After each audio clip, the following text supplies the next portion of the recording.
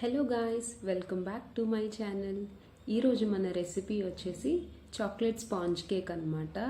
చాలా simple recipe అండి. దీనిలో యూస్ చేసే ఇంగ్రీడియంట్స్ అన్నీ కూడా మనకి అవైలబుల్లోనే ఉంటాయి. సో లేట్ చేయకుండా రెసిపీలోకి అయితే వెళ్ళిపోదాం. ఫస్ట్ నేనైతే హాఫ్ కప్ మైదా తీసుకుంటున్నాను. ఫస్ట్ మనం డ్రై ఇంగ్రీడియంట్స్ అన్నీ మిక్స్ చేసేసుకొని పక్కన పెట్టేసుకుందాము. ప్రతి ఇంగ్రీడియంట్ కూడా ఈక్వలైజ్ చేసి తీసుకోండి. అప్పుడు మనకి ఏమవుతుందంటే కేక్ మిక్సింగ్ అనేది చాలా ఈజీ అయిపోతుంది, లమ్స్ ఏం ఫామ్ అవ్వవు. ఇక్కడ హాఫ్ కప్ మైదా తీసుకున్న తర్వాత నేను బేకింగ్ పౌడర్ తీసుకుంటున్నానండి. బేకింగ్ పౌడర్ వచ్చేసి 1/2 టీ స్పూన్ అండి. తర్వాత బేకింగ్ సోడా కూడా యాడ్ చేశాను, అది వచ్చేసి 1/4 టీ స్పూన్ అనమాట.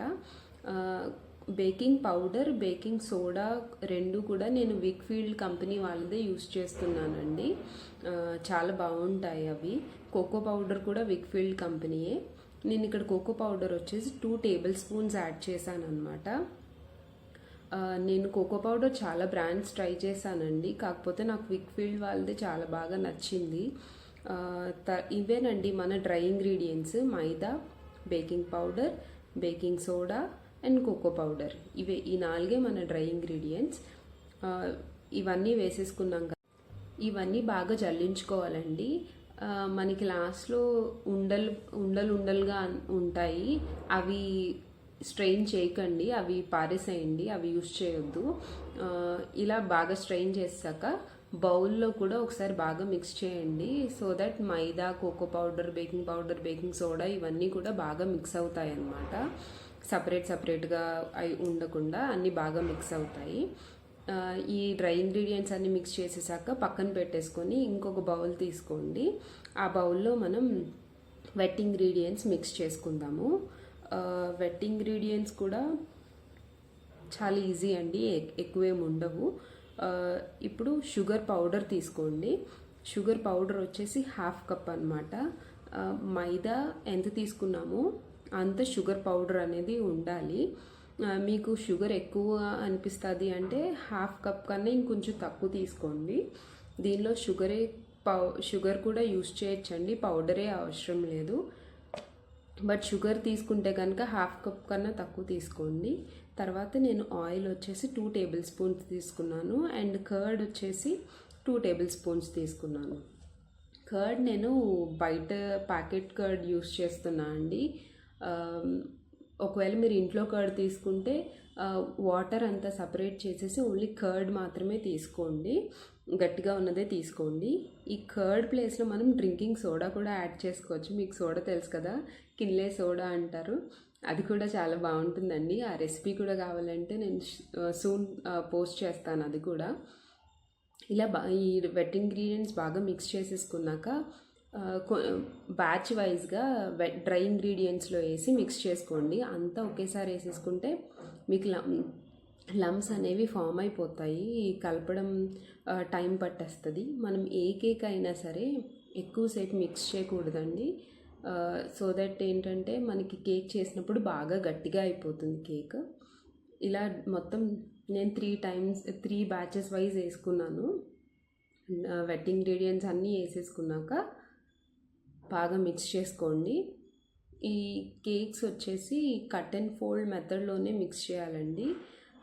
టీ టైం కేక్స్ అయితే అలా ఏం అవసరం లేదని చెప్పాను కదా, ఈ కేక్స్ అయితే కట్ అండ్ ఫోల్డ్ మోడల్లోనే మీరు తిప్పుకోవాలి.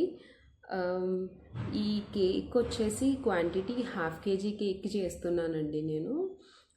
1/2 kg కేక్ కంటే మనం బ్యాటర్ క్వాంటిటీ వచ్చేసి 1/4 kg కావాల్సిన ఇంగ్రీడియంట్స్ చేయాలండి. ఇప్పుడు మీరు 1 kg కేక్ చేస్తున్నారంటే 1/2 kgకి సరిపడా కేక్ ఇంగ్రీడియంట్స్ అనేవి చేయాలన్నమాట. ఎందుకంటే కేక్ని మనం డెకరేట్ చేశాక అది ఆటోమేటికల్లీ 1/2 kg వచ్చేస్తుంది. సో ఇక్కడ నేను చెప్తున్న క్వాంటిటీ వచ్చేసి 1/4 kg క్వాంటిటీ అండి. నేను తర్వాత కేక్ అంతా చేసిన తర్వాత నాకు చాక్లెట్ ట్రఫుల్ కేక్ ఆర్డర్ వచ్చిందండి. ఆ మొత్తం చాక్లెట్ ట్రఫుల్ కేక్ అంతా చేసేసరికి నాకు 1/2 kg వెయిట్ అయితే వచ్చేస్తుంది. ఇక్కడ నేను నెక్స్ట్ వెనీలా ఎసెన్స్ కూడా యాడ్ చేసుకున్నాను. వెనీలా ఎసెన్స్ వచ్చేసి 1/2 టీ స్పూన్ అనమాట.